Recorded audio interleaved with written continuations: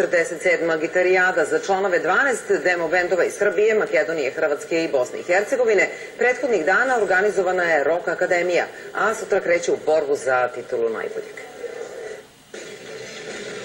Demo bendovi iz Srbije, Bosne i Hercegovine, Hrvatske i Makedonije ovih dana učestvuju na Rock Akademiji koja se održava u sklopu 47. gitarijade. Ovo je bila prilika da usavrše svoja muzička znanja, ali i nauče nešto novo iz oblasti produkcije i promocije.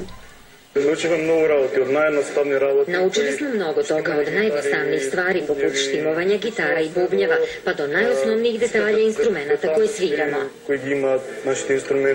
Onda cela produkcijska slika, znači zvučna kako bi trebalo bend da zvuči, a samim tim neki bonton na stage-u.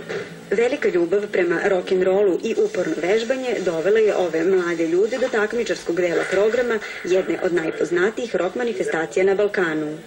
Jedan najbolji festivala, što se tiče rock'n'rolla, pratim ga mali nogu, tako da drago mi je što sam tu.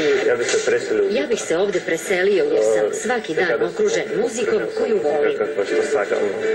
Nagrada za najbolji demo bend 47. Zaječarske gitarijade po oceni žirija je snimanje visokobudžetnog muzičkog spota u vrednosti od 3000 evra, a najbolji po oceni publike osvojit će 100.000 dinara.